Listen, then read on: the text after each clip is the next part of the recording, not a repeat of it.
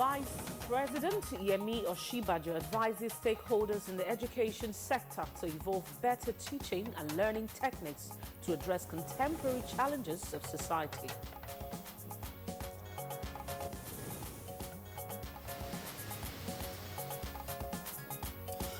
Towards effective legislative activities, National Assembly holds 5-day retreat for top management staff.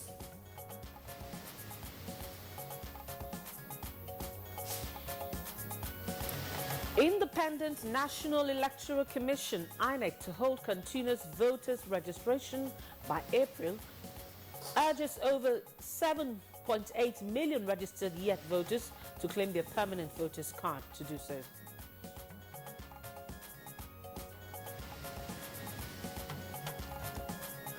And on Good Morning Nigeria today, our focus is on the challenges of mortgage financing in Nigeria.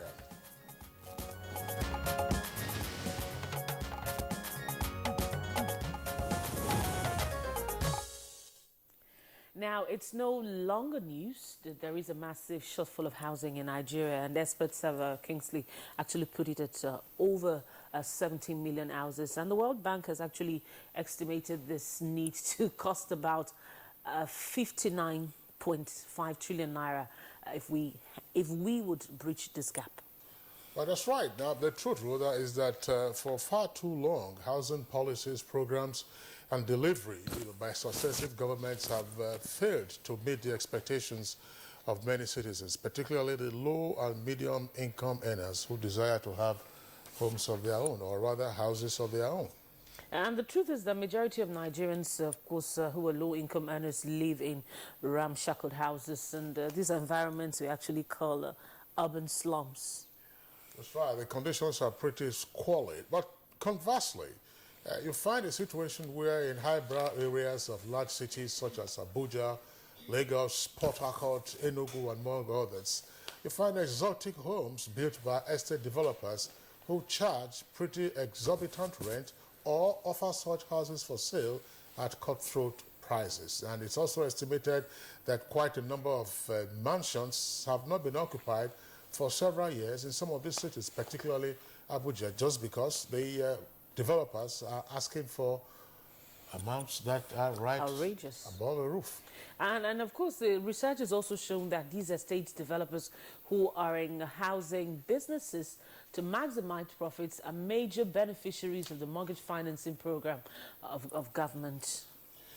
Well, the government no doubt has been concerned over the years with regard to bridging the housing deficit and therefore providing decent accommodation for Nigerians. And certainly that was the rationale for the establishment of the Federal Mortgage Bank of Nigeria, which of course subsequently we also saw the National Housing Fund, which was launched in the 90s. And to fulfill its mandates, the Federal Mortgage Bank of Nigeria evolved a contributory savings scheme for workers who contribute 2.5% of their basic salary to be used for mortgage loans at concessionary terms for the purchase, building, expansion, or renovation of their houses. And just 3 years ago, that was in 2014, the federal government established the Nigerian Mortgage Refinance Company, all with the aim of deepening the Nigerian mortgage market and ultimately seek to make housing more affordable and available to low and medium income earners at pretty low interest rate. However, the reality today is that the existing mortgage financing only caters for financial institutions and developers who annex available mortgage resources in building homes of speculative value rather than the reality that we have on ground. What we know is that in countries where housing is conceived as a right of citizens, we find a situation where access to housing is normally secured through mortgage facilities. And of course, citizens who are eligible have access to these facilities either through their banks or through mortgage institutions by which they pay instrumentally for the homes. And you know that in Nigeria, of course, getting a mortgage is almost is a tall dream. For instance, it's over 20 years after the Federal Mortgage Bank of Nigeria was established, the sole secondary mortgage institution in the country, which is to support primary mortgage markets with liquidity and financial capacity but he says it's hindered by poor funding. Well, the Federal Mortgage Bank has, according to some data that we have, disbursed a little over 100 billion naira and delivered some 56,000 houses, which observers say is just a drop in the ocean when compared to the housing deficit, which of course runs into several millions for the 170 million or so Nigerians who are living. To further widen the base of affordable housing to Nigeria's low-income earners, the Buhari administration launched the Federal Integrated Staff Housing Scheme, FISH. Of course, the figures from the Office of the Head of Service of the Federation indicates that about 16,000 out of the 23,000 federal civil servants who participated in the mass housing scheme will benefit from its first phase. Now, from interactions with some of the beneficiaries, securing mortgage for the houses has also been a challenge, while the majority of those, who are unable to raise the mandatory initial 10% down payment on the houses, indicate how big the issue is for some of the low and medium income earners. And that's if it's 10%. For some, it's about 20%. That's what we hear. You have to put that. But so the question this morning is, will the mortgage in Nigeria work? Why has it been difficult for low-income working-class Nigerians to obtain mortgage to buy or build houses? And if Nigeria must solve the over 17 million housing deficit, what appropriate housing financing measures must be put in place? Of course, those are the questions we shall attempt to provide this morning with our guest on Good Morning Nigeria today. I'm Rhoda Albo, and I'm welcoming you to, of course, it's the second edition for the week. It's Tuesday. And I'm Kingsley Osadolo. I join Rhoda in also welcoming you to this edition of the program, reaching you as always live on the network service of the Nigerian Television Authority. We're Africa's largest TV network. And in the course of the program, we shall bring to you our companion segments. That's a newspaper review. We've got business, we've got sports, foreign and entertainment news. But as you know, the news comes first. And Anne Jimeno is our guide this morning. And good morning. Good morning, Rhoda, and hello, Kingsley. Good morning. Welcome to the news. Vice President Yemi Osinbajo has advised stakeholders in the education sector to evolve better teaching and learning techniques to address contemporary challenges of the society. It was while receiving a delegation of the West African Examinations Council. And Senate President Bukola Saraki says the management of the National Assembly is strategic to the efficiency of the legislature.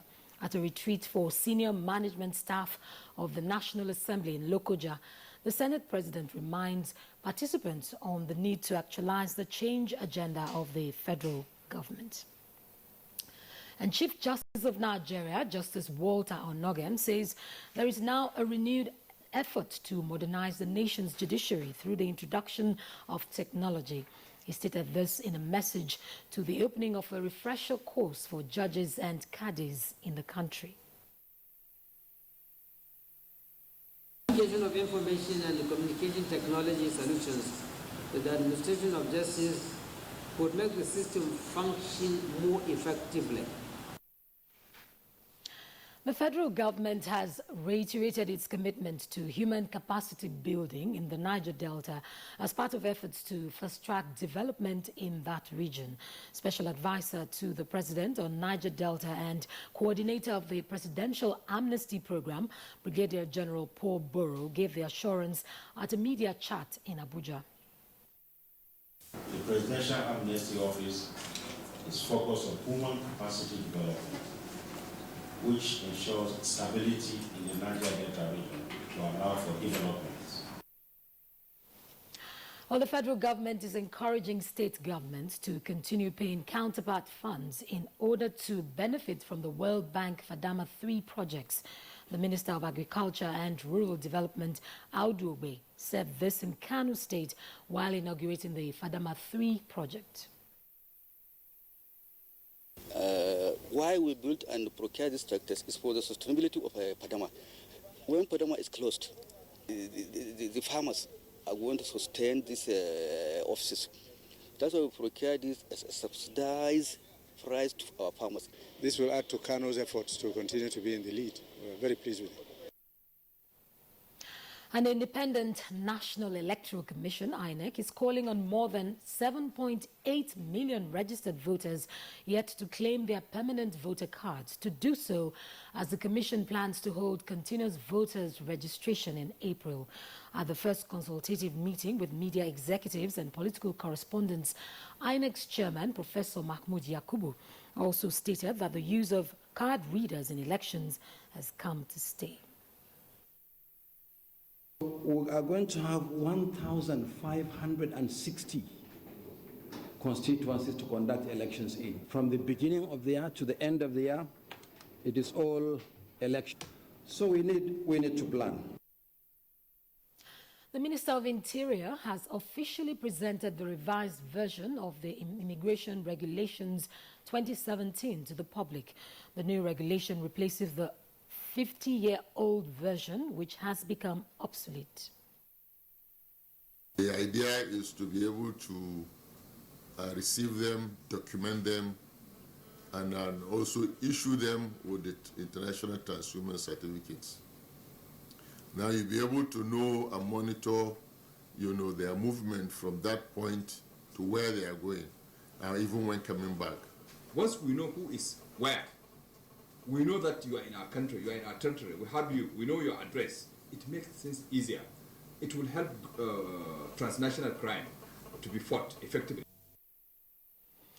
Enhancing training and retraining of staff for increased viewership and revenue generation for the Nigerian Television Authority dominated a technical discussion between the NTA management and project managers of WTS broadcast system. Adebola Brookslyn Sunday reports that the meeting was held at the corporate headquarters of the NTA in Abuja. Our aim and objective is to make sure that NTA gets to where it is, where it should be, and that is the very top. Here in Abuja, we have News 24, we have NTA International, we have NTA Abuja. So we're starting at this point in time with this staff of these various channels, platforms of the NTA, and eventually we are going to dovetail into the various zonal centers, and from the zonal centers we are going right down to the production center levels. I am very optimistic because NTA is a very, very, very powerful and very big operation platform, and it has all the potential to succeed, honestly. Otherwise I wouldn't be here. Well, that's the news for now. Rhoda and Kingsley will be back after this break.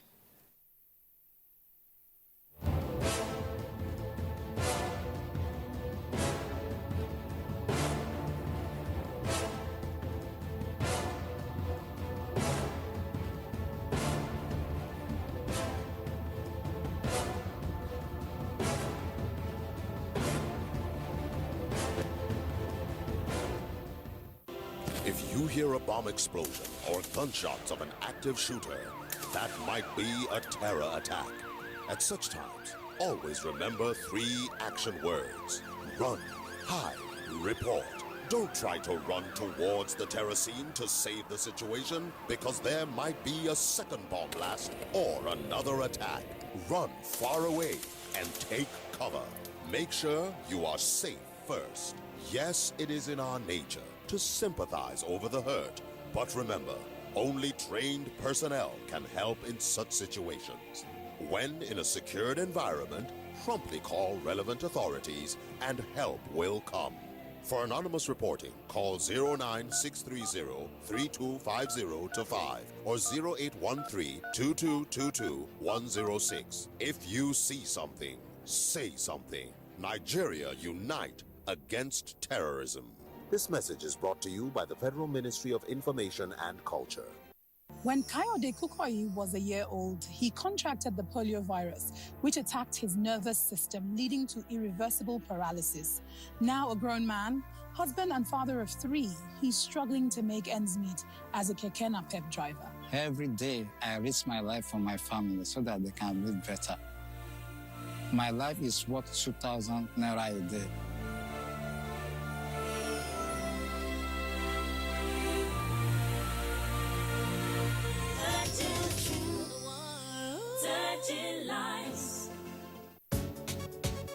What's up, sweetheart?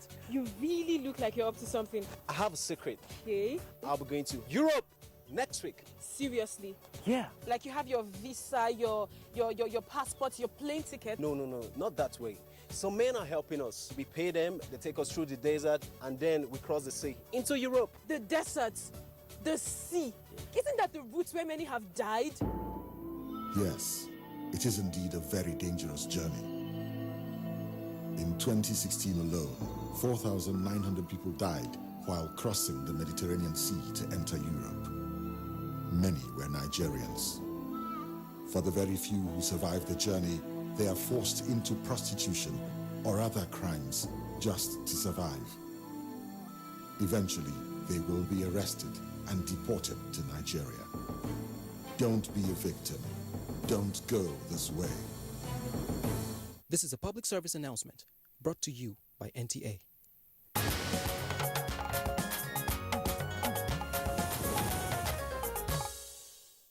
Welcome back. If you've just joined us, you're watching Good Morning Nigeria on the NTA. Now let's talk business as the Monetary Policy Committee of the Central Bank of Nigeria began its two-day meeting to review developments in the financial sector of the economy. Let's get more details from our business news correspondent, Joy Uzo. The lingering issues of interest rates, cash liquidity ratio, among other economic matters, occupied discussions at the meeting. The monetary and fiscal authorities of Nigeria had met in Abuja to seek collaboration on the way out of the current economic crunch. The meeting between the Central Bank of Nigeria, Ministries of Finance, Budget and National Planning, as well as Trade and Investment, was also to harmonize various policy perspectives. Governor of the Central Bank of Nigeria, Godwin Emefiele, said this will provide perspective for Monetary Policy Committee decisions. Talks are underway between the federal government and the International Fund for Agricultural Development on reintroduction of rural financing support program through agriculture. Minister of Agriculture and Rural Development, Audu Ogbe, says the initiative is aimed at eradicating hunger and poverty among rural farming communities. It was piloted in 12 states in 2010 with the Central Bank, IFAD and the Ministry of Agriculture, with over 20 billion naira injected into the project, while also creating business opportunities in rural areas to the tune of 40 billion naira in 4 years. Savings mobilized under the project among rural farmers also increased from 1.5 billion naira to 14.9 billion naira. The Honorable Minister has indicated in the interest of contacting IFAD to see how this program can be replicated in all the 36 states of the Federation, including the FCT. Grow the capacity of these microfinance institutions in the rural areas to be able to expand their business scope and to do more for the rural-based economy, or people in the rural-based economy. The beneficiaries were exposed to financial literacy, savings, business plans, as well as marketing of agricultural produce. The equities market closed Monday on a positive note to sustain gaining streak as NSE All-Share Index appreciated by 0.07% to close at 25,671.55 basis points. Let's now take a look at closing figures on the floor of the exchange.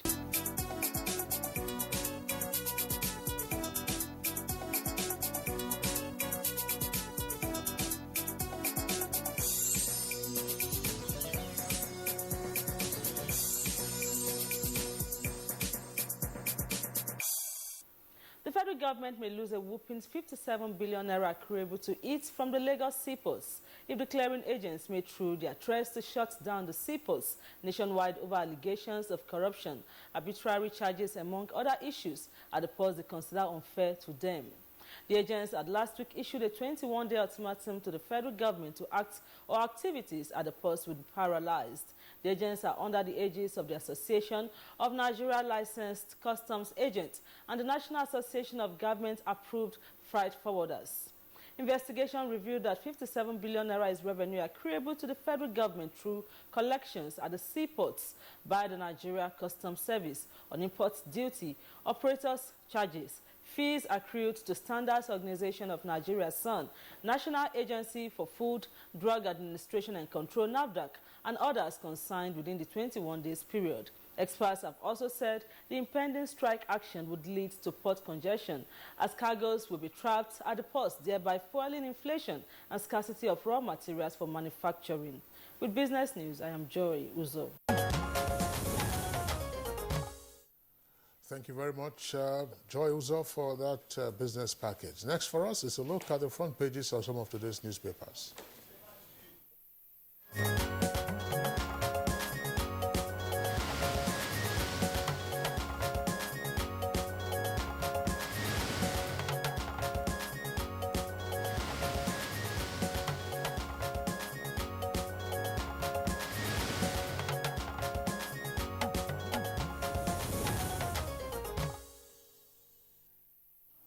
All right, our regular newspaper reviewer, Bayo Atoyibi, is already in the studio this morning. Bayo, good morning. Morning, Rhoda. Always good to see you.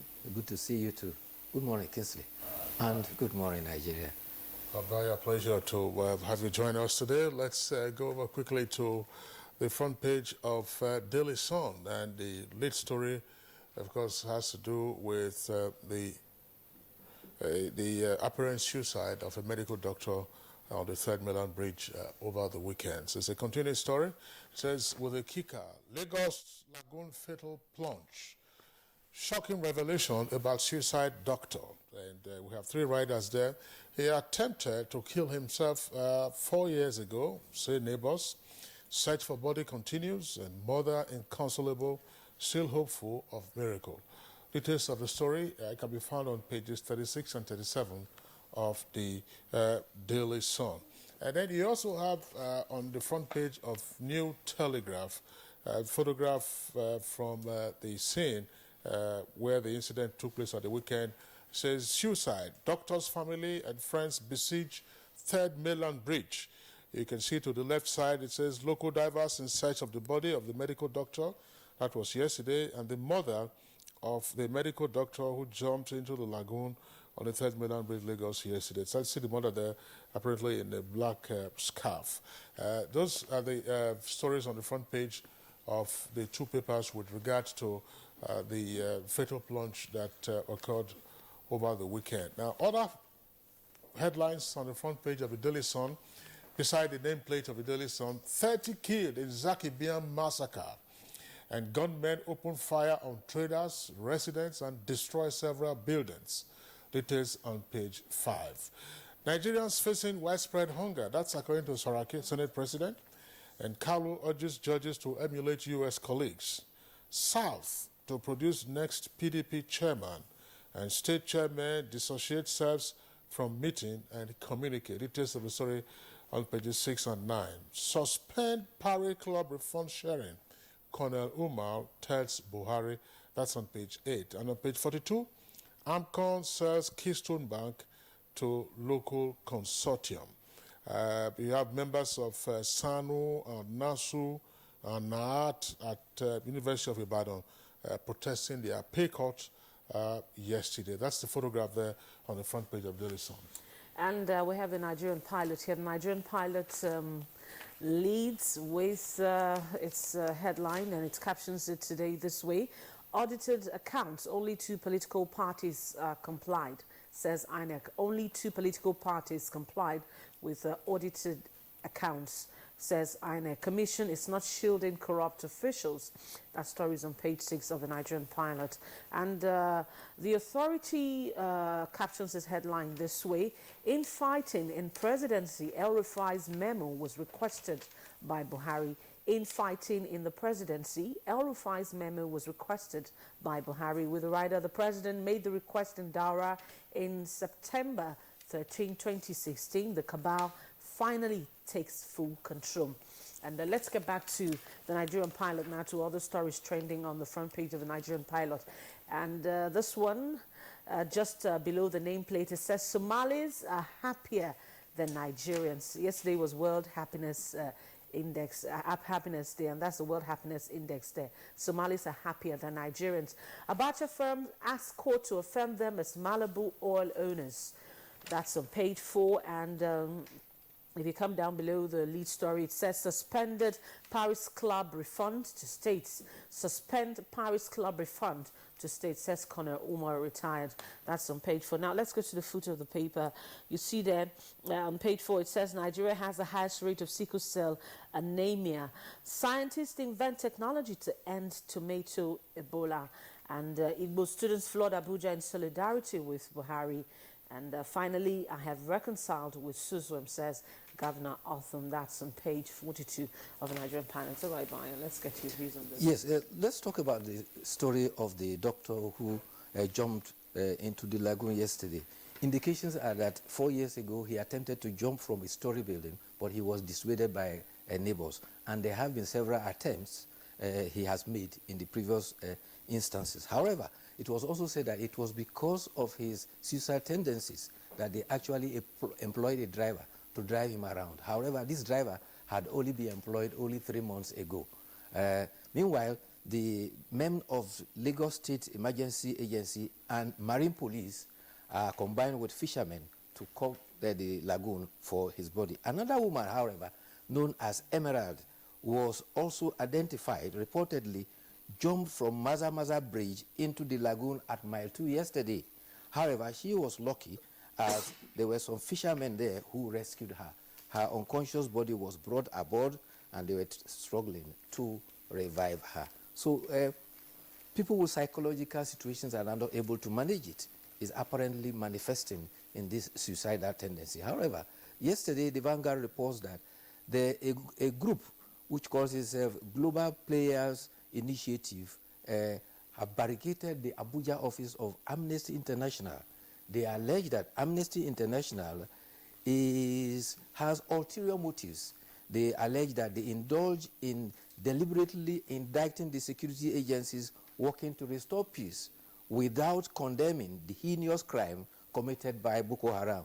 Spokesman for GOPRI, Melvin Eje, said the National Human Rights Commission and the Global Amnesty Watch have both condemned Amnesty International recent report on Nigeria. They said Amnesty International should not be allowed to run Nigeria as they did with the Middle East countries with their operations. All right, Bayo, just before we go over to the New Telegraph to take a list story, still on the shoe side and Rhoda. Oftentimes, I mean, when you read some of the posts in some of these chat forums, people try to make light of a very serious issue such as suicide. You know, people are asking, why did he kill himself? You know, he was a full XYZ. The thing, as you would get to know from psychologists and others, and even sociologists, is that a suicide is actually a scar on the living. You know, it says, look, why did this gentleman or why did this person have to take his own life? He said, life is no longer worth it, life is worthless. Why should life be worthless? Because the living could not provide enough succor to pull him out of his psychological challenges. Okay. All right, we'll take the Authority newspaper now. And the Authority newspaper, above the nameplate, it says, PDP, APC can't contest an Anambra senatorial rerun. That's on page 4. And happiness index, Nigeria drops to 95th in the world. And sports, Eagles friendly Pinnick fought to roar for dropping Ode. That's on page 46. And let's go down now to the foot of the paper. Judges introduce Sharia law in Nnamdi Kanu's trial. Judges introduce Sharia law in Nnamdi Kanu's trial. All right, Bayo, let's go. Well, that's very strange. The 6-count charge he's facing border on treasonable felony. I can't see any Sharia issue there because Sharia usually deals with personal issues. Anyway, be that as it may, criminal allegations. Yes, be that as it may, 28th of this month is the day for the ruling of the current case that is going on. Meanwhile, students of Igbo Students Association in higher institutions, after holding a meeting in Oka, gathered at the Unity Fountain and demonstrated to the Presidential Villa and streets of Abuja yesterday. The students say that they must avoid, our leaders must avoid the great mistakes of the past by not repeating the obsession of a Biafran republic. We have to extinguish the idea, be part of the change agents, and impress on our people of the sight of a bright future Nigeria offers every ethnic nationality. The group that were led by a gentleman who calls himself Igwe said that we can't continue in this manner. We take up the challenge to lead the path of our elders. We want our southeastern brothers and sisters to understand Nigeria holds a lot of promise for the Igbo nation than the delusion of an extinct Biafran republic. This hour of realization is now. Another development is the story we took the other day. You recall Sad Zunguru Model School in Bauchi, where it was closed because students were consummating marriage in the school. Now, a committee set up has provided a report. The principal and 2 vice principals and the discipline master have all been transferred. A new principal has been appointed. 7 of the 8 students involved in the marriage saga have been expelled. The 8th girl was spared because she actually resisted the marriage. Also, the forced marriage. The forced marriage. Also, at the Ibrahim Badamasi Babangida University, Lapai, you recall the saga about a lecturer of English who had gone to the girls' hostel. An investigating committee have found that the lecturer and the student have been expelled, suspended from the university, and meanwhile, they are to face various disciplinary measures within the campus university. All right, Bayo, thanks a lot for that update. Let's go over to This Day newspaper as well as The Nation. Their lead stories and the headlines for those lead stories are similar. They are both on the Parry Club. Now, This Day says, Adeosun gives conditions for further release of Parry London Club's refunds, with riders' payments subject to the current and projected cash flows of the Federation. And we also have the final refunds to be released after reconciliation with states and to publish information on refunds. Colonel Umar asks federal government to suspend payments over high consultancy fees. That's how This Day captures it. Now, for The Nation newspaper, this is the story. Let's take a look at the front page of The Nation newspaper to see its own headline on the Parry Club. $6.9 billion refund. That's the kicker. Parry Club loans records missing. And then it says, with a rider, federal government committed to refund, says Adeosun. Adeosun, of course, is Federal Minister of Finance.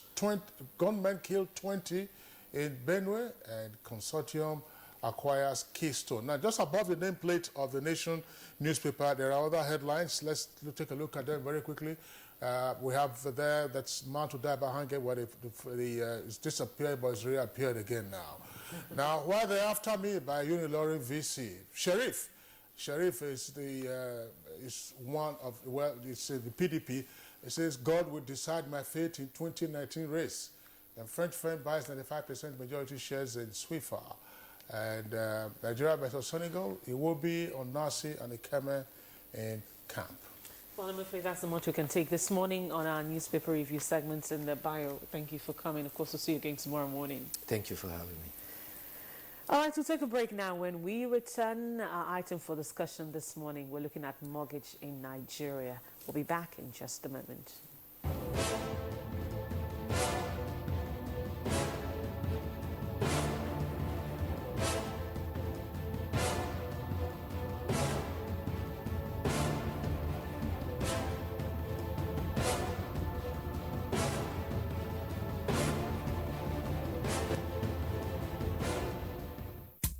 Money is sweet, but how sweet it is depends on a few variables like how ready you are to handle the many troubles and goodies money brings your way.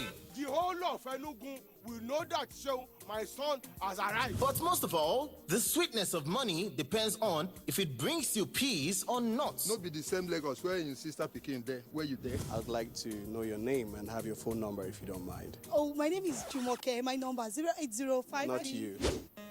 Talking to Beautiful right here. My Pikin Don Hammer.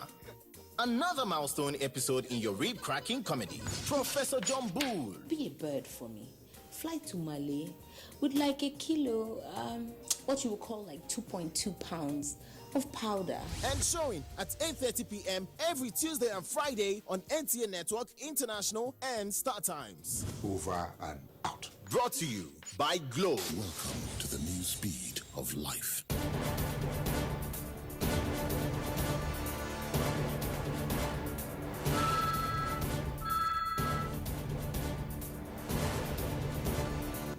Okay, sir. You may now go in for your interview. Thank you. Ah, my shoe. And to think I just bought this very expensive foreign shoe 2 months ago. So sorry about your shoes. This is why I advise my friends to always patronize made in Nigeria products. See this shoe. It's made in Nigeria, and I've had it for 2 years, and it's still as good as the day I bought it. Made in Nigeria products are good quality, and stringent government regulations and certification now mean the goods made in Nigeria meet international standards. Make the patriotic choice today. Buy right. Buy Made in Nigeria. This is a public service announcement brought to you by NTA.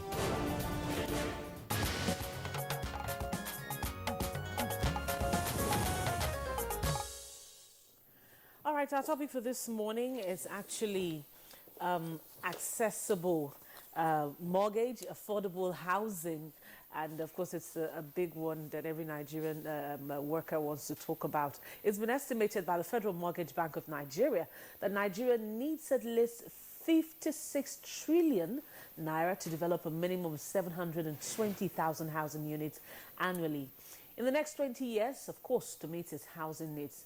But consequently, experts in Nigerian housing finance have argued that provision of housing for most of the income groups in Nigeria depends on the availability of capital, particularly long-term loans at reasonable interest rate. Timothy Yusuf tells us more in this background report, of course, that will set the tone for our discussion this morning.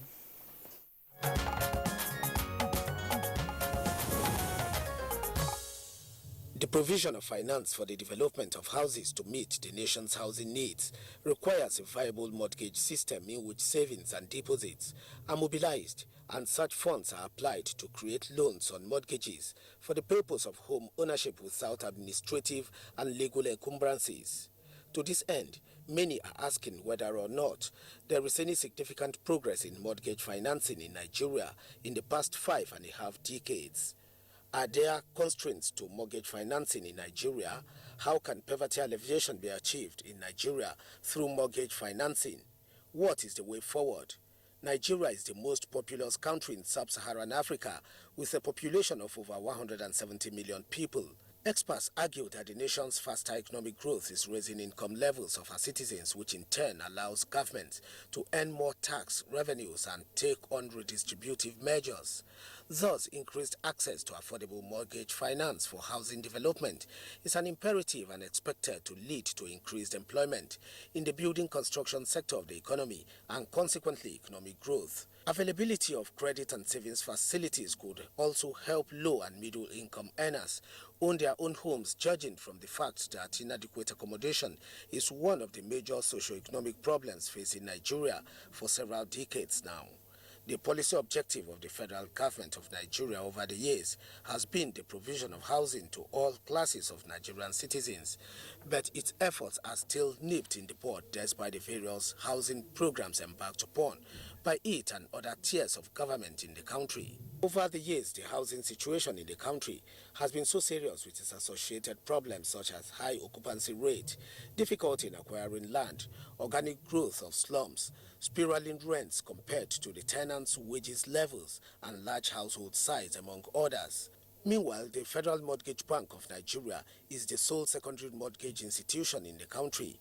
However, years after the enactment of the act establishing it, the FMBN is hindered by so many factors, topped by liquidity, interest rate, Land Use Act, and non-compliance with the National Housing Fund Act by some state governments for achieving its objectives.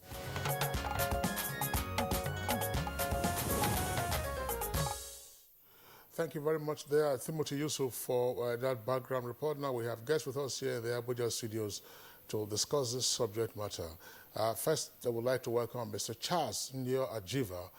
He is the Executive Director in charge of loans at the Federal Mortgage Bank of Nigeria. Mr. Nyo Ajiva, a pleasure to have you join us on the program.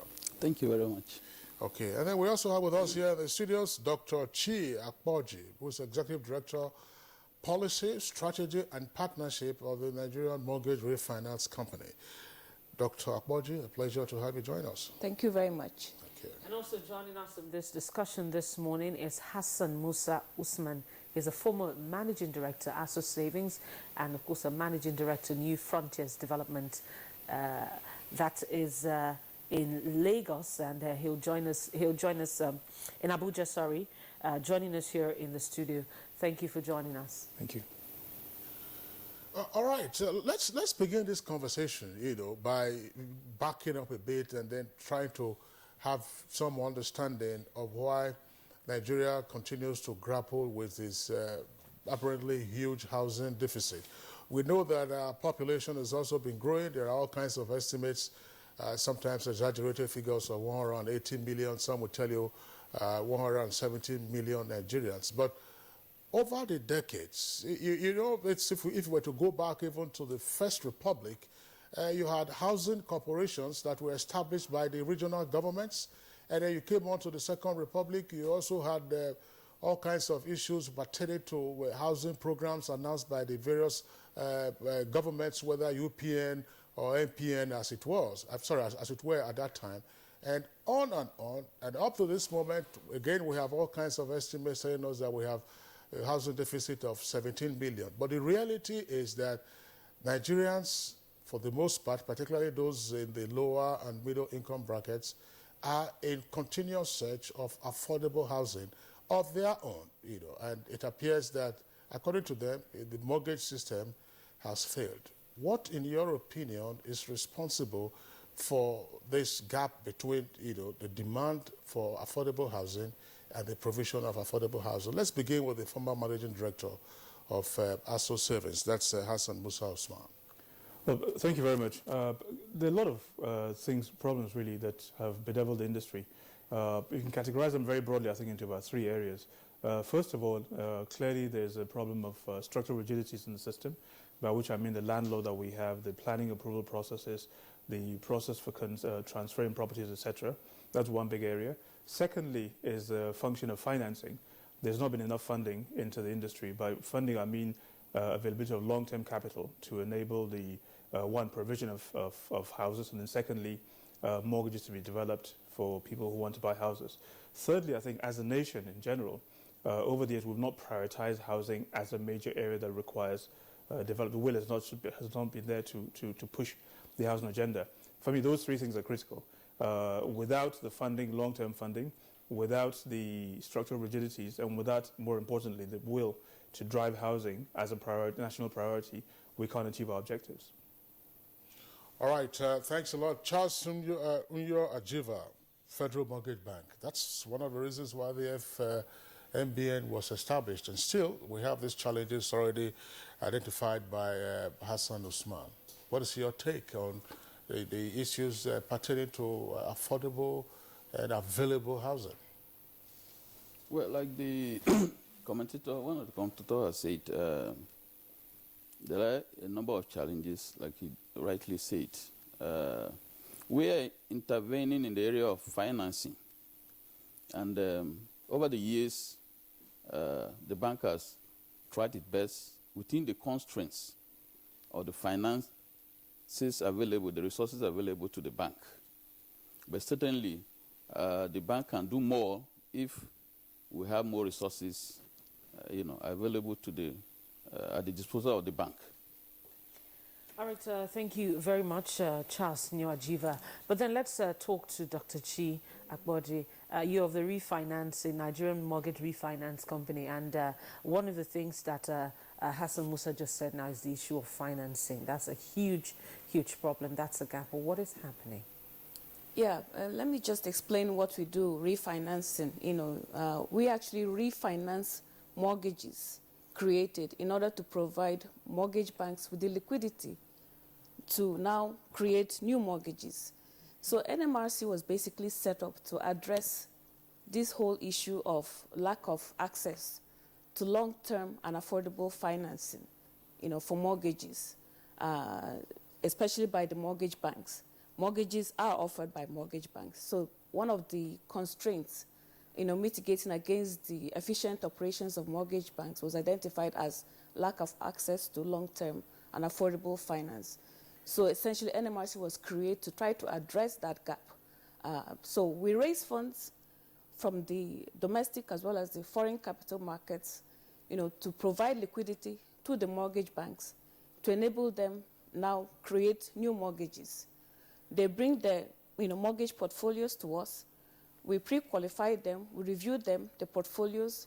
We go to the capital market to raise these funds. We buy off those mortgages off them, providing them with the liquidity to create new mortgages. So NMRC is essentially a catalytic facility, enabling the creation of new mortgages. And by enabling the creation of new mortgages, we enable people to now, access their dream of home ownership. Home ownership, as you know, is the ultimate dream of everybody. Everybody wants to own a home. That's the ultimate. So NMRC is basically positioned to enable the achievement or the realization of that dream. So in other words, are you saying that we don't have a very viable housing finance system in Nigeria? That's precisely what NMRC is set to address. Okay. Where the mortgage industry, to quote some statistics, mortgage penetration in Nigeria has been put at anywhere from 0.3% to 0.6% of GDP, which is a stark contrast to what obtains in other economies of the world, especially emerging economies like India, where it's about 33%, South Africa, around the same 30-something percent.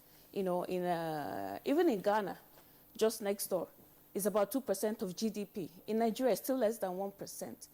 So it's still very much a sector that's very much in its nascent, it's in its ascendancy. So NMRC was basically set up to try to address the key issue of lack of access to long-term funding, long-term finance, which you mentioned, providing the liquidity to our mortgage banks, member mortgage banks, enabling them to now refinance or create new mortgages. But then with the deficits in terms of housing that we're having, do you think it's the refinancing system is doing well? It's doing well, as you rightly noted in your introduction. We were set up 3 years ago, so we're very much a new company. We were incorporated on 24th of June 2013. We got our final operating license from the CBN on the 18th of February 2015. So we're still, very new. As I said, our modus operandi is to go to the capital market, raise funds, buy off mortgages from the mortgage banks, providing them with the liquidity to create more mortgages, and by so doing, promoting access to home ownership. So we're still new. We've issued our first bond. We issued our first bond in 2015.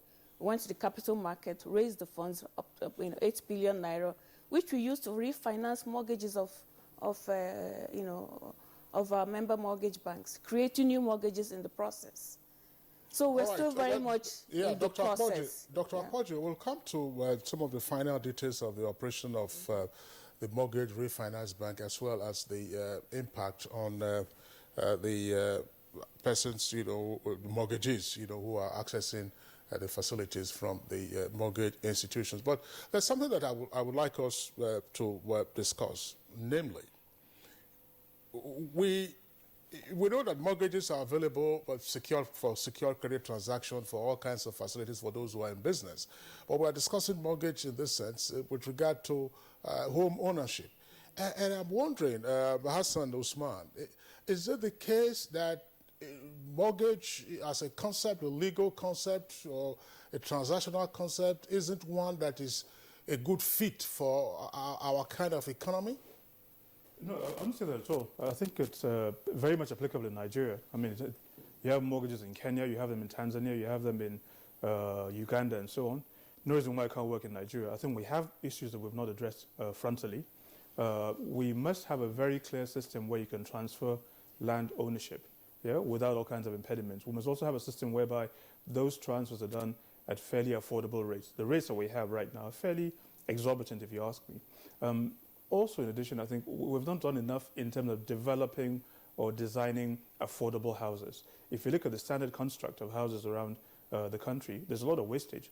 So in terms of design, in terms of building materials and so on, we have gone for things which are not very functional. There's no reason why we can't, for instance, reduce house sizes and have them a lot more functional using some more affordable materials, whether it's bricks and so on and so forth. So it's not that it's not applicable in Nigeria. Nigeria is very, very ripe for mortgages. Unfortunately, at the moment, that takeoff is impossible. You can't have a situation where you have a functional mortgage industry where people are borrowing at 20% plus. We have to address those issues of interest rates. But of course, the rates cannot come down until and unless the government's own rates come down. So I don't see, I think they're very critical building blocks. I don't see the takeoff of the industry, maybe for another 1 year, 18 months or thereabouts. But there's a very bright future, if you ask me. There's a big pool of people that require houses in Nigeria. They are willing to do mortgages. They are practiced enough. They're disciplined enough. But until we sort out our inflationary issues and the macroeconomic issues, which would bring down interest rates, we'll not see a very significant takeoff in the industry. Well, thanks. I mean, you've, again, Hassan, as always, you've talked about a range of issues that obviously have a negative impact on the mortgage institution in this country. If you recall, a little over 20 years ago, almost 25 years ago, by the way, before the June 12 political crisis, threw a spanner into the economy as one of the consequences, there were PMIs, the so-called primary mortgage institutions, which crept up as a result of the launch of the National Housing Fund. But obviously, as you said, the mismanagement of the macroeconomic situation didn't quite help. And people are asking the question, what are the conditions for a viable mortgage institution or a mortgage environment in an economy? Do we have that? Are we in a position to create it? That's the question I'm asking. Back again to Hassan. I think we are. I think we're very much in a position to create the mortgage industry. And it's not a coincidence. I think it started off about maybe 10 years ago or so, 2005, 2007, when the government sold houses in Abuja. That was a very good basis for the takeoff. People got mortgages, but unfortunately we did not sustain that momentum. But I think right now we have a fresh opportunity. I think with the concerted efforts on the part of governments at all levels, at the federal government level, the state government levels, we can do certain things. One is we can reduce the expenses incurred in doing transfers of land, of home ownership, when you buy and sell houses, I beg your pardon. Secondly is we must make lands available that have valid title. Nobody is in the right sense going to go and create a mortgage where the houses that are being built on lands that do not have valid certificates of occupancy. So we've got to ease through that process, make it a bit easier for series of votes to be issued. Thirdly, we have to have in place a stable macroeconomic environment. Fortunately, we're on course with that. We've seen inflation beginning to come down and so on. We have to be able to sustain those things. I think with those three things, then coupled with better designs of houses, where we have more functional houses, we have a lot more affordable houses being developed. With those four things in place, I think the industry can take off. The building blocks are there. The Nigerian Mortgage Refinance Company is in existence. It's there to be able to refinance mortgage banks and commercial banks as well that are able to create mortgages. But people won't create those mortgages unless they know people can afford to pay for those mortgages. So we've got to sort out the issues of the land tenure system, the issues of the interest rates, and the issues of consent. I think if we do those things and we have the requisite political will, and given the fact that we're in a situation right now where the country requires some kind of a stimulus, the housing sector can provide the stimulus required, which will get the mortgage industry to take off and which will enable us to get our people back onto jobs. So I'm very, very optimistic. It's a question of timing. I don't see it happening immediately, but I think over the medium term, about 18 months plus or thereabouts, we will see changes begin to manifest themselves in the industry. All right, Hassan, thanks a lot. We'll come back to you in the course of the conversation. Charles Ajivia, Executive Director of Loans, Federal Mortgage Bank. What are the factors you consider in approving mortgage facilities for applicants? We look at the income profile of the applicant, because whatever mortgage an applicant is assessing, one of the primary factors is that he should be able to pay back. So the income profile of the applicant is very, very key. Then we also look at the property itself, whether there are valid titles underlying the property, because we cannot create any mortgage on a property without valid title. So these are the key factors that really we consider in granting a mortgage. The applicant should have the ability to pay back, and the underlying asset, which is the mortgage, should have valid title. Well, I'd like to know, are you giving out loans right now? Yeah, we are. Right we now, never stopped giving out loans mortgages. are still being given out. Okay. Yes, we are. But then if you ask many Nigerians who are participants of the NHF fund, they'll tell you they have not, civil servants, they have not benefited from it. So why is this? Well, of course, it's not every worker that has benefited, but a number of workers have benefited. So what qualifies me as a low-income earner to access this loan? Yeah, you have to be a contributor to the National Housing Fund for a minimum of 6 months. That's the qualification.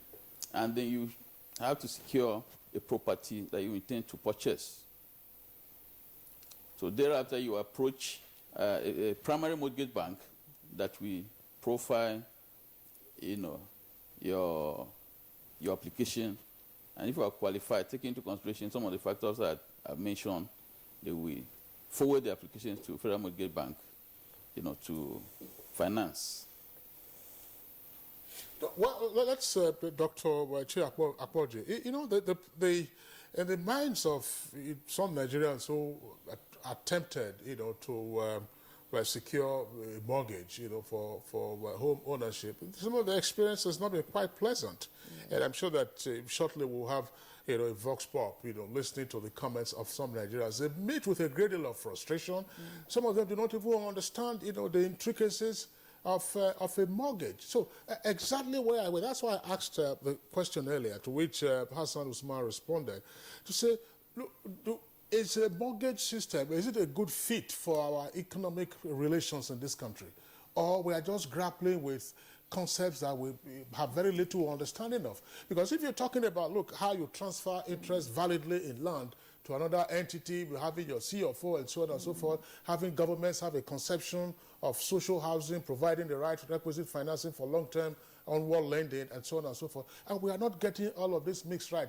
Do we have a proper understanding of what mortgages are with regard to acquiring, personal homes? Thank you very much. That's an excellent question. I would like to totally agree with Mr. Hassan that mortgage is a necessary, function operation within our economy here, because we do need to tap into the benefits of a mortgage system. As you also rightly mentioned, there are a number of structural barriers mitigating against the growth or development of the sector within our economy. The difficult macroeconomic environment within which we operate, as you know, is still very much, a very difficult environment within which we operate, characterized by, the issues you raised, the land issues, the high interest rates, and so on. But we are working, even not just the private sector, even the government is working to address those issues in order to really harness, the positive and multiplier effects of having an efficient mortgage system in place, apart from on the individual level of being able to, realize your dream of home ownership. There's issue of job creation, wealth creation, and so on. On our own part in NMRC, part of our role is actually to help break down those barriers in order to provide liquidity, accessibility, stability to the market, to the housing market in Nigeria. Our vision is to become the dominant housing partner in Nigeria. And we've come up with a number of products to try to address some of these structural barriers that we face. For example, on the issue of land, we adopt a value chain approach to whatever we do. We just don't wait for mortgages to come for us for refinancing. We actually go all the way back to the start of the housing value chain, from the land and titling issues to the mortgage, origination administration issues, and then finally to refinancing. We're also even looking beyond refinancing to securitization of mortgage as you have in more advanced mortgage markets. But some of the products we've developed, for example, to address the whole issue of, very high, not only interest rates, property charges, the long time it takes to even get your CFO, the taxes you have to pay to get, even the whole idea of access to land. We've come up with a model mortgage on foreclosure law, where we work with state governments to try to institute an enabling environment that will encourage the creation of mortgages and encourage investors to come and invest in the housing sector in those states. You know, we've worked a number of times. Some of our states have really come on board. Recently, we signed an MOU with Kaduna State government, you know, to really create that environment that will enable them realize their vision of developing a Millennium Project City, which is where they hope to, through which they hope to provide 20,000 houses to their civil servants. So that is one area, you know, with this, what we've done with this modern mortgage and foreclosure law. Part of what it also does is to address a key gap on the whole issue of mortgage administration and access to CFO, which is the lack of foreclosure mechanism. No investor will want to come and invest in housing in any state if he knows that there's no mechanism for him to recoup his investment in place in case there's a default. So how do you mean that there's no foreclosure mechanism? That's part of the law of mortgages. But it's only, in fact, I think it's only in Lagos State that you have some form of a foreclosure mechanism. So part of what that modern mortgage and foreclosure law does is actually to advocate for the institution of a foreclosure mechanism, a non-judicial process that will enable recourse to your, you know, investment in cases where the borrower defaults. So that is another incentive, encouraging investors come and, you know, invest in housing in the state, especially affordable housing. That is one.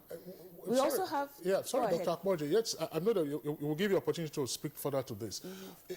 Let's talk about an applicant for a mortgage. You know, a potential mortgagee approaches a mortgagor and says, listen, this is what I want, X, Y, Z. First condition listed by the Executive Director of Loans of Federal Mortgage Bank is that you must have a stream of income, you know, that will be assessed to say, okay, this person will do this. Now, let's again look at how our economy operates. I don't have the data, perhaps you might have. What percentage of Nigerians are in formal employment? What percentage of Nigerians are in informal employment?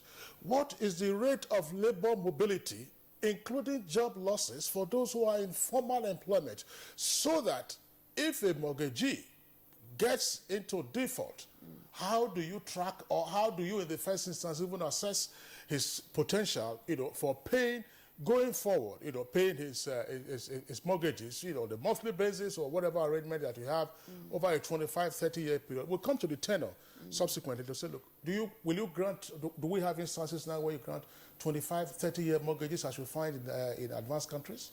Yes. We have, you raised two very important issues. The issue of the income stream, which is necessary. Remember, mortgage is a loan. It's a loan that you take. So, of course, you must have some form of income to be able to pay back that loan over a period of time. And, of course, there must be some charge against that loan, whether it's fixed or variable. These are all the common, you know, terms surrounding a mortgage. So you must, it's a loan. So income must be, you know, is a requirement.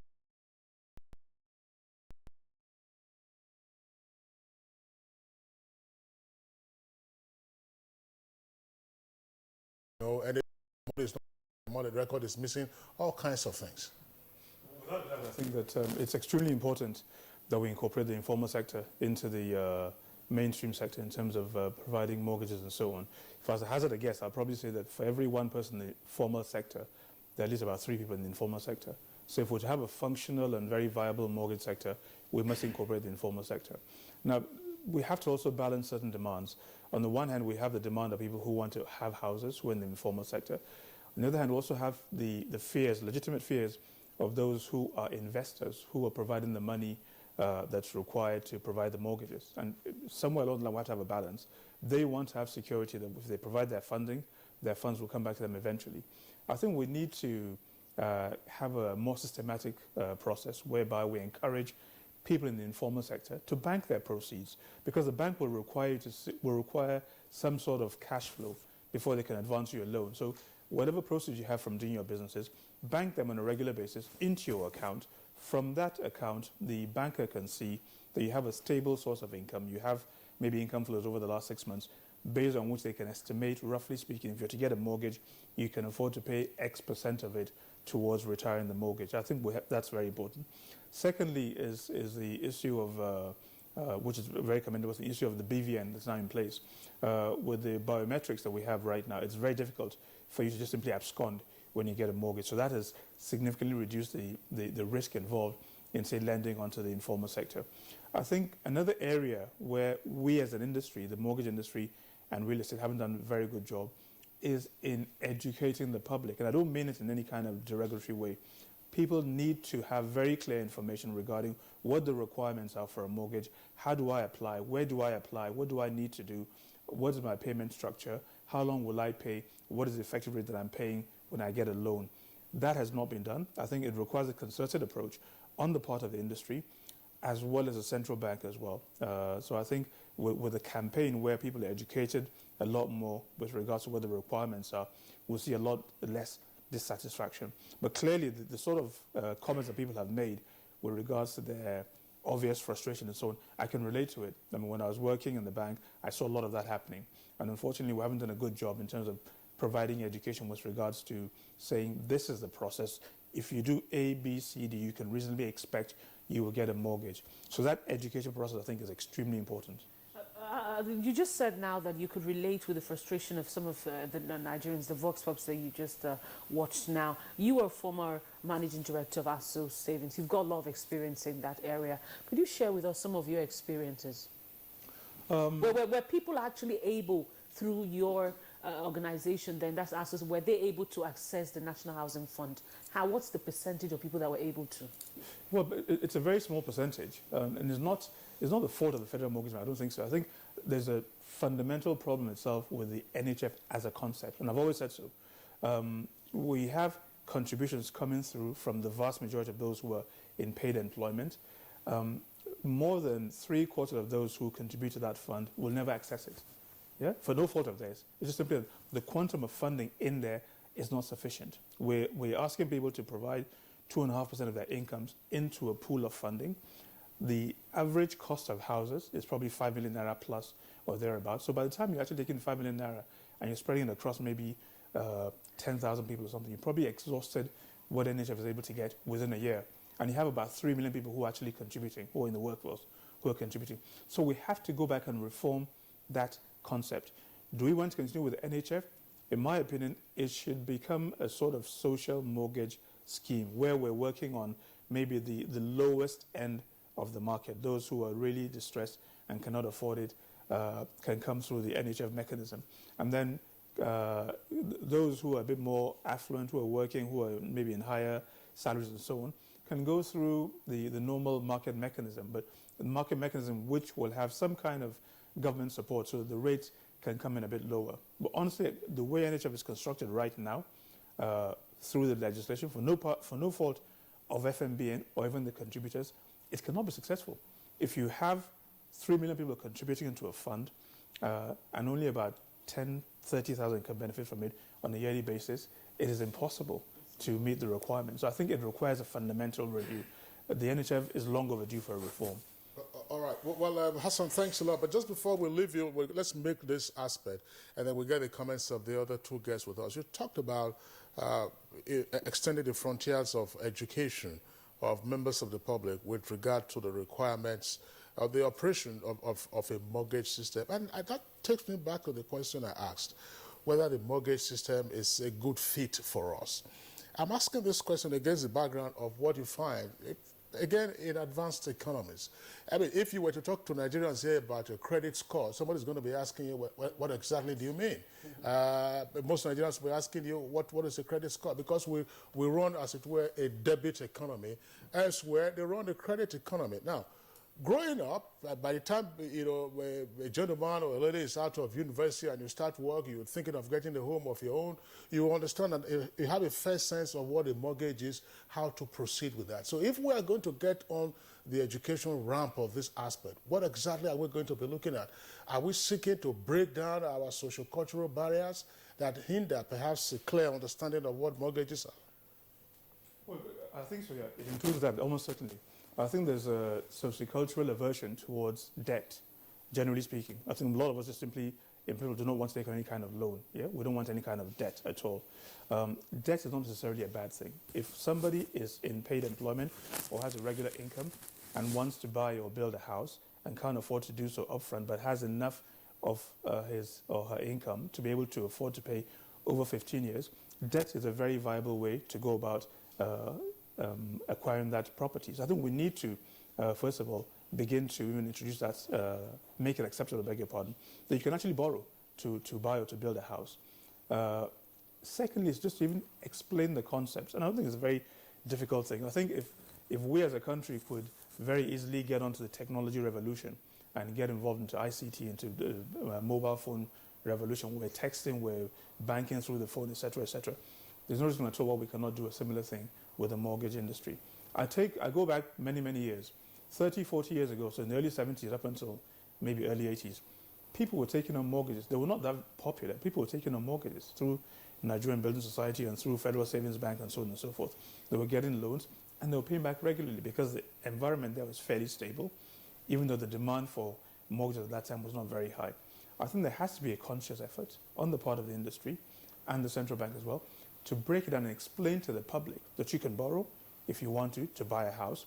Here's the way in which you borrow. When you borrow, here's what to expect from the bank. If there are gaps in terms of what the bank does, or if you feel cheated in any way by the bank, here are the remedies. Yeah? And the central bank has a very strong consumer protection function. So that can come into play in the educational process, in assuring people that if you take in a mortgage and you follow the required processes and something goes wrong along the way, central bank is standing in there, will make sure that whatever things that have happened that are wrong can be remedied. But that educational process for me is very important. And I'm very happy to see that something's been done along those lines. I'm aware there's a World Bank facility which has been obtained in conjunction with the central bank, and where part of the monies that are going to come through that will be devoted towards educating the public on the demands of a mortgage and how to go about getting a mortgage.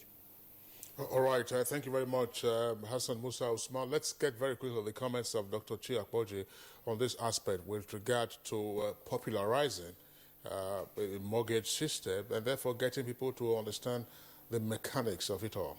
Yeah, I totally endorse this. I mean, as you rightly mentioned, even as seen from the Vox Pop that you heard here, part of the issues, part of the challenge is actually lack of in-depth knowledge of what the mortgage is all about, and there are efforts at risk of sounding, like a broken record on this issue. We are making efforts to really address this whole issue of the knowledge gap within the sector, about the sector amongst the Nigerian populace.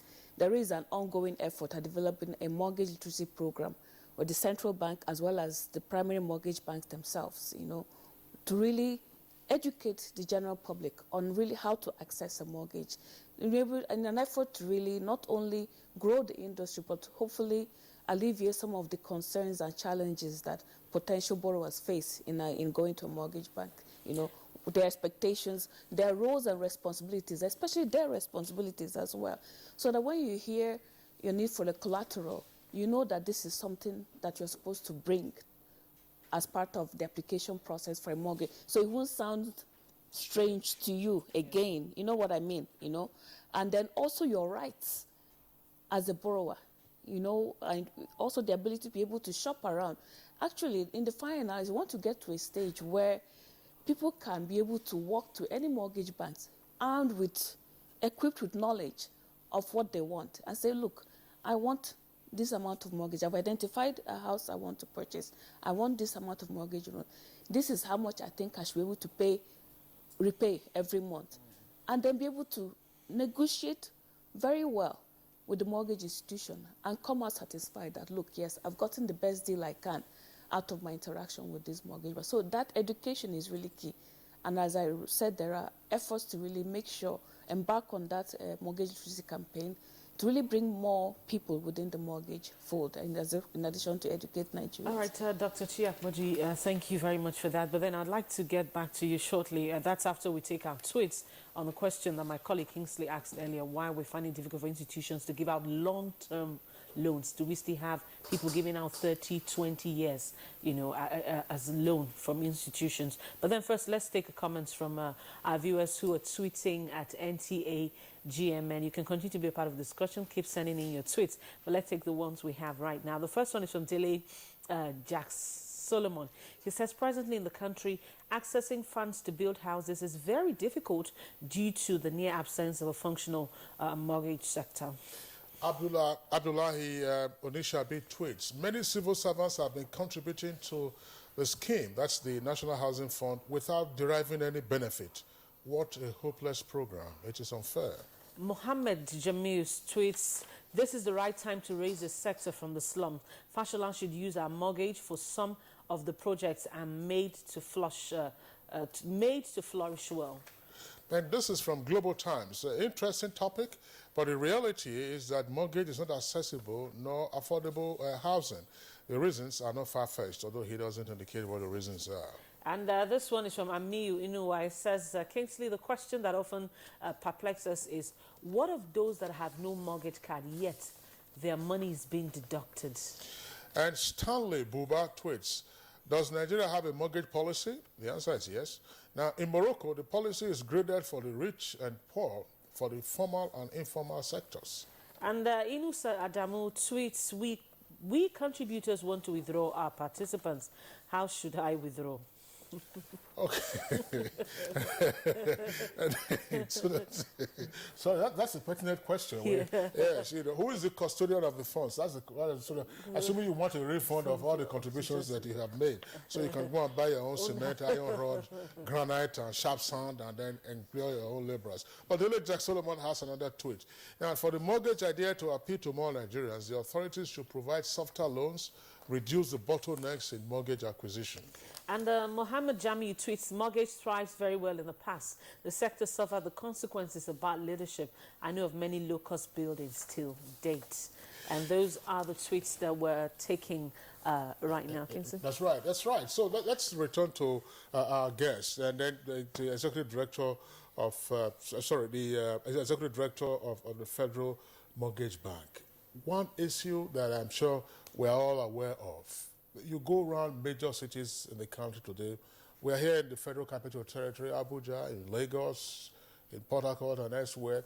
You find that despite the complaints about shortage of housing, the skylines of these cities, the skyline has changed in every respect over the past 2 decades, particularly in the past 10 years. You've seen, new structures coming up, but unfortunately, I mean, if you were to approach the developers, the amounts they will quote for you would be, of course, scary.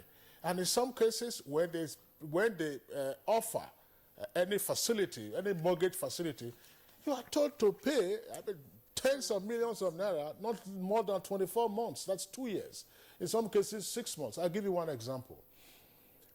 After the 2003 All Africa Games, you know the Games Village by the stadium in Abuja, there was a lottery for persons to, indicate their interest and a bid for those houses.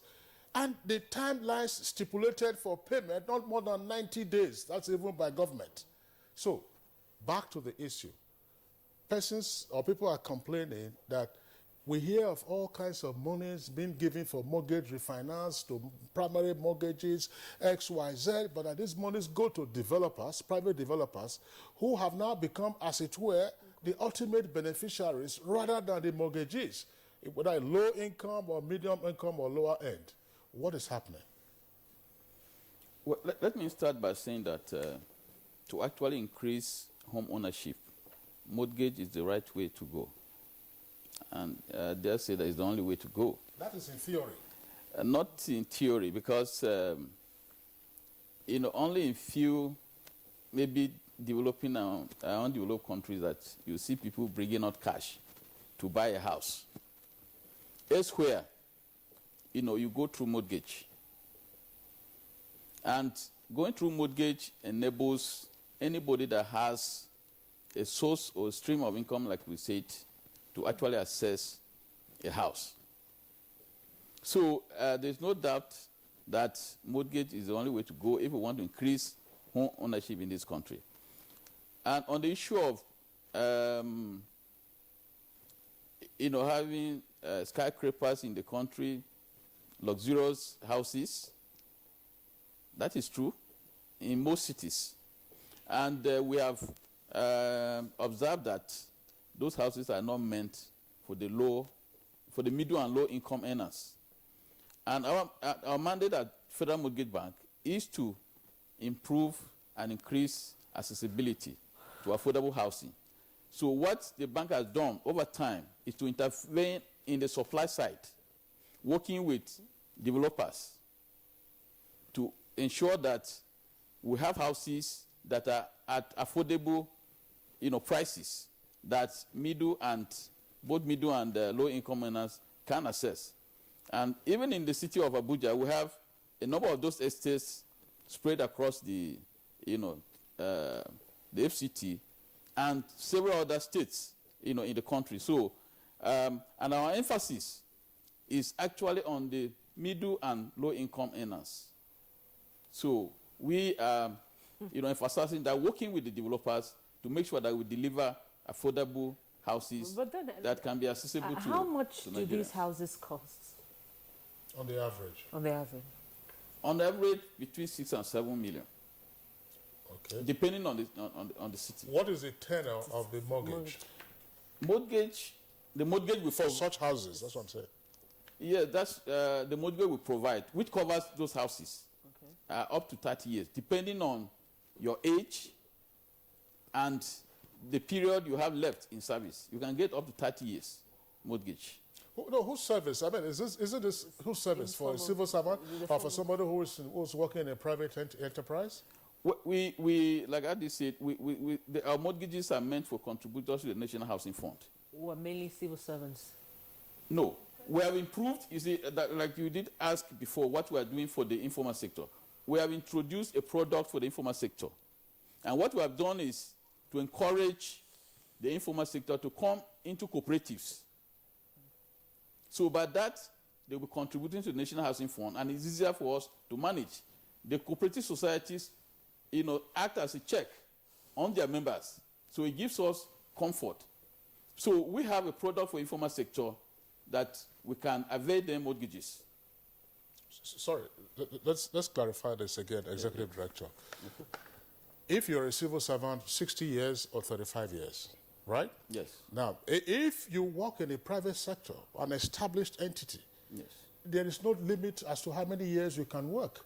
So I'm asking, would you be considering how many years a private sector employee has left in service when there is no limitation as to how many years he or she can be employed? In that case, we work on the 60 years, which is the retirement, age for public servants. I'm saying private sector. I'm not talking about public sector. I said we apply the rule since there's no cap. Yeah. So we apply, you apply the cap that is applicable to the public sector. Dr. Akwaji, let's get your comments on some of these issues, particularly the point that Charles Ajiba hasn't quite addressed, namely the concern by members of the public who see all of these exotic houses, in the cities, and we hear about mortgage money, financing, and so on and so forth, and they are driving past every time, and they themselves are living in hovels. And funny enough, some of these houses are unoccupied. I know, yeah. They are unoccupied, especially in the city of Abuja, most of them. Yeah, I mean, we talked about some of the structural constraints within the sector, and that one of the major constraints is the,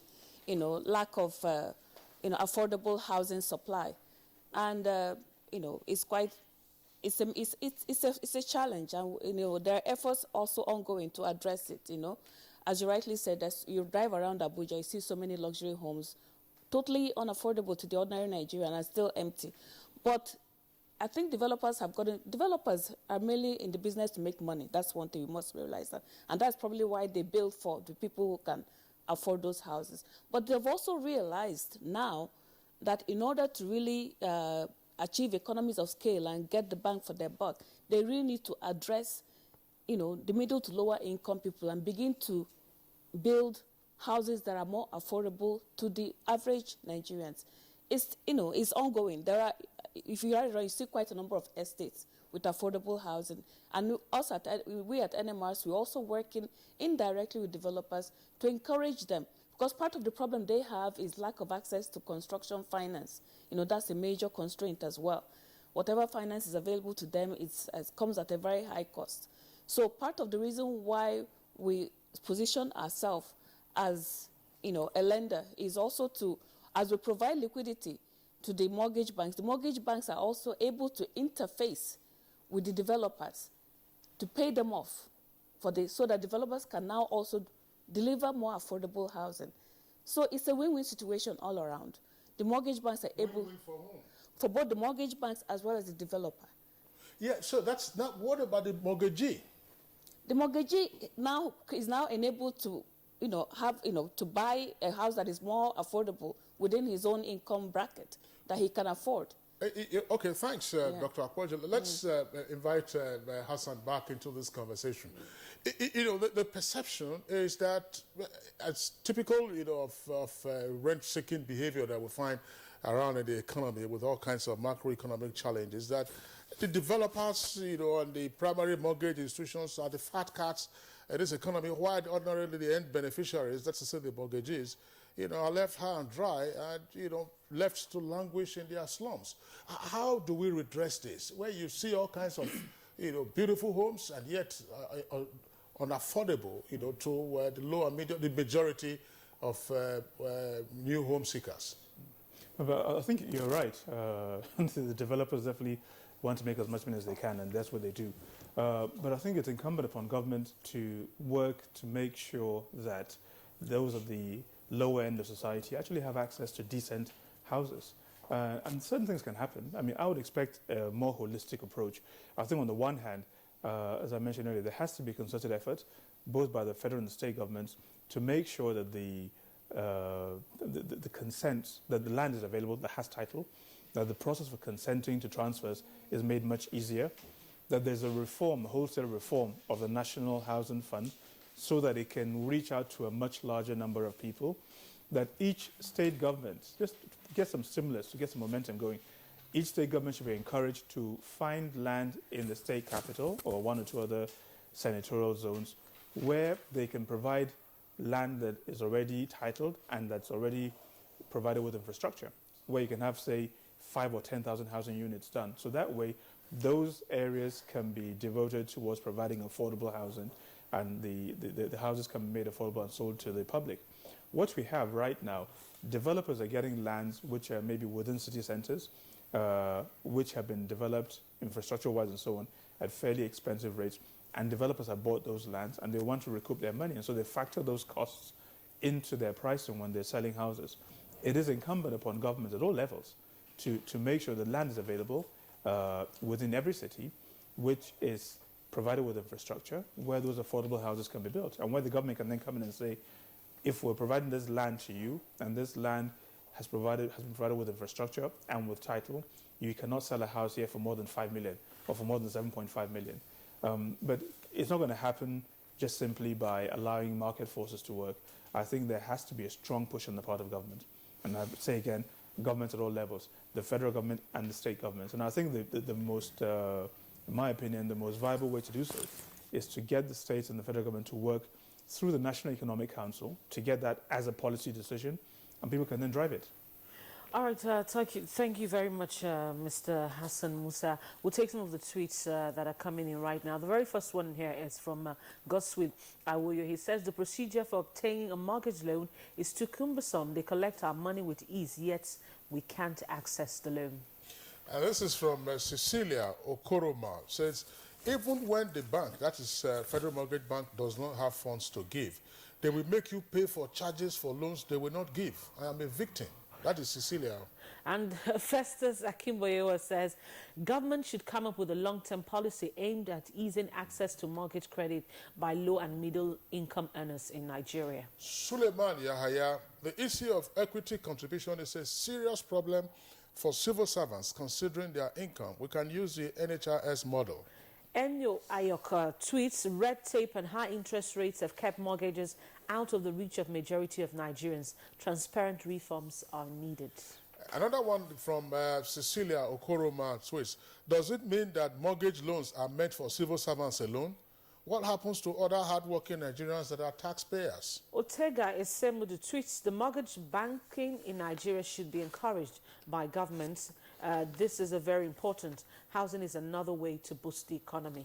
And still from Otega Esemudu, it says, accessible mortgage for the common man should be a priority. This is what other emerging economies are doing to better the lives of their citizens. And Dele Jackson Solomon tweets 5 drawbacks of mortgage financing are cost, character, capacity, collateral conditions. Mortgage is a basis for a rating development. Those are the tweets that we have right now. You can still tweet at us at NTA GMN.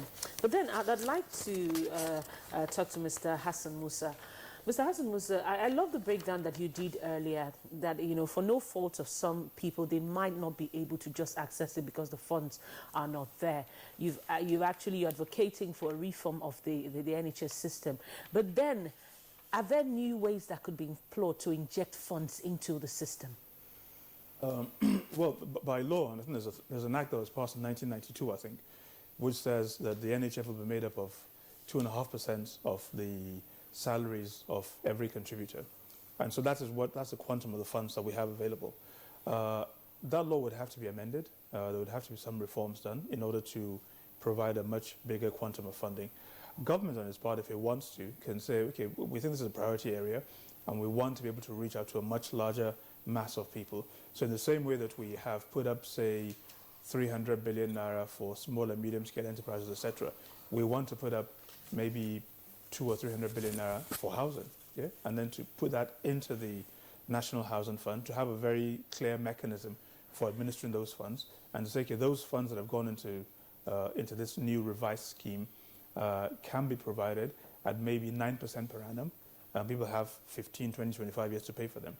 That's one way. Now, but of course, given the fiscal situation of the government, they may be reluctant to do so because the costs involved are actually quite high. But without some kind of mechanism like that, which provides either subsidized funding or enhances the quantum of funds in that scheme, it'll be impossible to meet the requirements of people. I certainly think that at 6% per annum, this interest rate that you get for the National Housing Fund is an excellent initiative, but it's simply not sustainable. You cannot provide 6% money to people in a very large scale because the funds simply are not there. Government itself is borrowing at 18, 19% or thereabouts. But if it's just for maybe a targeted intervention funding, the government says, okay, for the next 5 or 10 years, we want to enhance the mortgage industry in Nigeria because we can see the very clear benefits. If we have affordable mortgages, we'll have a functional housing system. If we have a functional housing system, we have jobs being created, we have factories producing doors, producing paints, producing all kinds of stuff. So the spin-offs involved for the economy is actually quite large. On that basis, an argument can be made for injecting some intervention funds into a revamped National Housing Fund with a very clear mechanism for administering those funds and for disbursing loans to people. I don't think it can be at 6%. It'll have to be something which is maybe more along what central bank is doing now for the intervention funds, 9 or 12% or thereabouts. But at least you have a much wider quantum of funds available, and you have a much larger number of people who are able to afford or to get such mortgages. But I think without such a reform, it'll be impossible. All right, Hassan, thanks a lot for that perspective. Earlier, you talked about, you just elaborated on it again now. You talked about one of the challenges that we face with housing in the country, the fact that home construction is not standardized.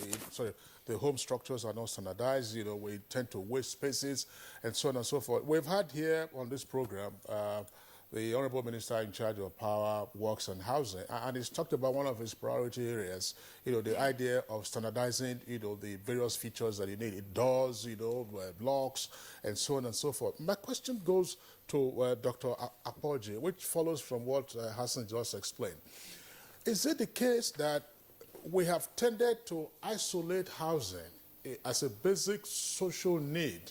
I mean, one of the first needs of humanity anyway, yes, to have a housing, but that we have not sufficiently factored this into our macroeconomic management, such that we do not see, for instance, how interest rates, stable, forex regime, and so on and so forth, impact almost invariably. Job losses. I mean, if you have no job, you have a mortgage, and you're unable to pay you make your monthly payments, there's a foreclosure that comes in. How do we therefore mainstream housing into our macroeconomic management. And by the way, the MPC is running off his meeting today. That's the Monetary Policy Committee meeting, and there are speculations as to what the interest rate might be. So how do we mainstream housing, whether social, formal or informal sector, into our macroeconomic management?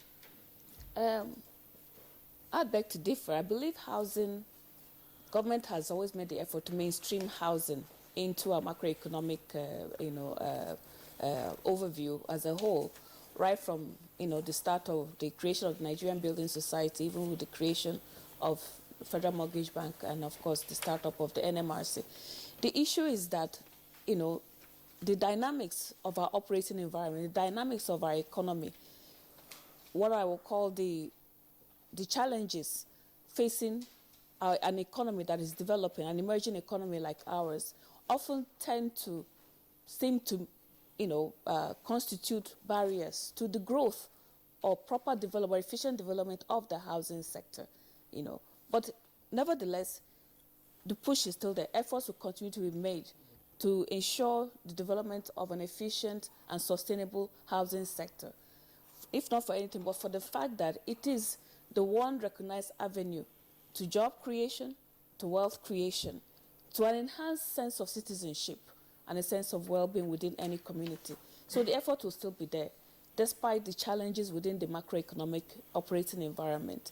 And some of the challenges being faced by the stakeholders within the housing sector, from the developers themselves with access or lack thereof to cheap construction finance, and then the whole issue of infrastructure.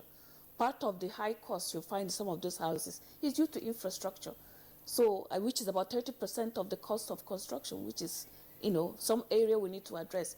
Then there's a challenge of high interest rate, faced by the borrower. How do we mitigate that? You mentioned about the monetary policy, and we're waiting to see what the outcome of the meeting will be. Sorry, Dr. Abuja, let's not make this, an argument as to whether or not the macroeconomic environment has been sufficiently managed, not just now, but over the years, to ensure that housing is sufficiently mainstream. If you look at the key components for delivering housing, whether exotic or affordable, and then you say, look, where do this come from? What are our trade policies with regard to the key components you need? What are the fiscal policies that you need? What is the tax regime that you need? I mean, if you are at the federal level, what kind of taxes are you subjected to? You go to the state level, what kind of taxes are you subjected to? These are the issues I'm talking about. That yes, it is true that we've talked about housing. We've talked about the housing corporations that you had in the First Republic. You talked about housing that you had, as an MPN project in the Second Republic, and then even under the military regimes. But the fact that the deficit continues, and the fact also that you see how shacks, in most parts of the country, would tend to lend credence to that. But let's take our next set of tweets. All right, but just before we take our next set of tweets, I'd like to ask Charles Nyo-Ajiva, Executive Director of Loans and Federal Mortgage Bank of Nigeria, could you give us a figure as to a number of people who have been able to access loan in this short while? Through the National Housing Fund. Contributors to the National Housing Fund. Yes, contributors. How many of them have been able to access them? Before I answer that, we have several windows of facilities that we intervene in the housing sector. We have the window for developers, which is a construction site. We grant them facilities at concessional rates of 10% to develop affordable housing. So we have that window. Then we have the window for the National Housing Fund loan, which is the mortgage site. As we speak, we have granted over 17,000 mortgages, running at about 60 billion. Over how many years? Well, you see the history of the Federal Mortgage Bank. Started from 1956 at the Nigerian Building Society. Has some punctuations.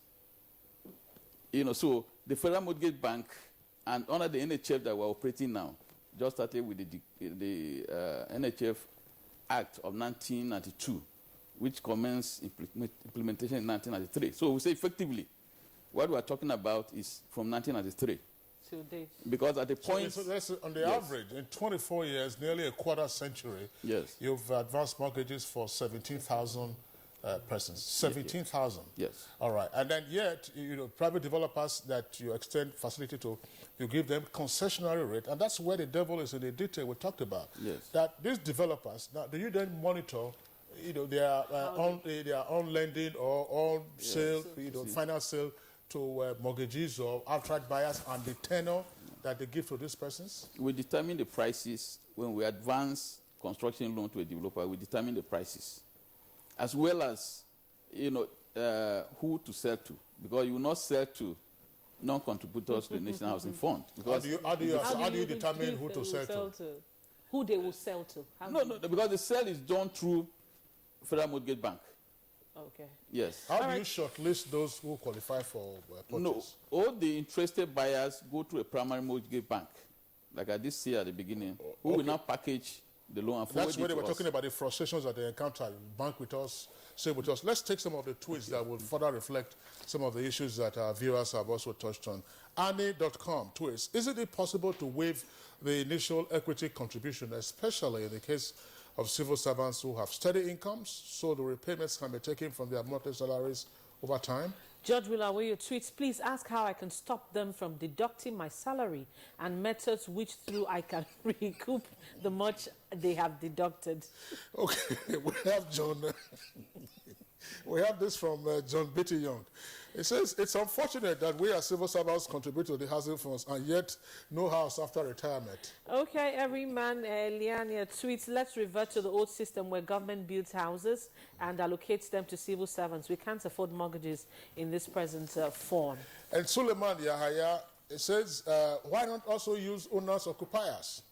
And the judge, I will tweet again, please, the person from their office, what are they doing with our money that they have been deducting for years? All right, another one again from Suleiman Yahaya. It says, most of the houses are more than 7 million. In fact, they are from 15 million and above. True. And Judge Awal Ayo tweets again, for years they keep telling us that they've not signed an MOU with the government, yet they are deducting from our salaries. Those are the tweets that we're having now. Finally, I'd like to get the final thoughts of Hassan Musa Usman. All right, from your experience, I'd like to also know, some of these mortgage institutions, primarily, are giving out loans or are giving out mortgage, loans. Are they affordable? I'm not talking about the NHS now. Those private mortgage banks who are giving out loans, are they actually affordable? Well, I think affordability is a function of one's income. And the fact is that the income levels of most people is actually quite low.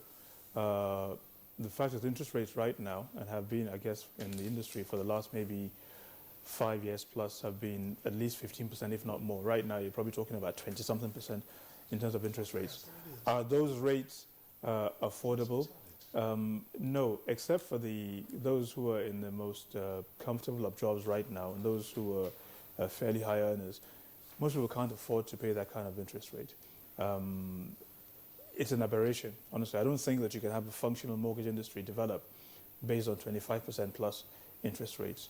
So until we sort out the macroeconomics surrounding that, it'll be difficult to see that take off. But as I said earlier, I remain optimistic. I think there are things that are underway which will certainly address the macroeconomics and hopefully bring down the interest rates so that we can have fairly affordable interest rates.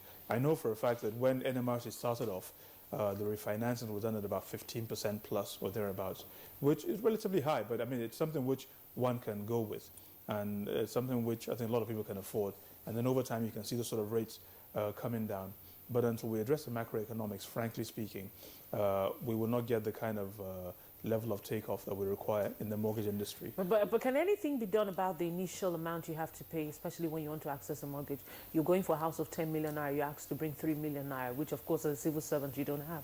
Yeah, but that's rather high. I think there's an initiative by the government last week or 2 weeks ago or so, where they said they had scrapped the down payment for civil servants, 10% down payment or thereabouts. I think we can say to ourselves, well, look, bring down the down payment. Rather than 30%, maybe it should be 10%, maybe it should be 5%. The important principle is that whoever is buying a house must have some skin in the game. If you want to buy a house, you must have shown over time you've saved something towards acquiring that house. It could be 5%, it could be 10%. I would not recommend not having a down payment at all, frankly. Maybe as a priority right now because we have economic challenges, But if you look at what happened in the US 8-10 years ago, so the subprime crisis, when the underwriting standards were relaxed, people could get mortgages without putting down anything at all, down payment. The numbers exploded, and over time the defaults increased, and people just simply walked away, and the banks suffered significant losses. I would not advocate that. I think we should have some down payment, maybe 5%, but there must be something which indicates that the person that wants to buy a house knows what it takes to buy a house, is prepared to sacrifice and save something, and say, okay, here's my own contribution.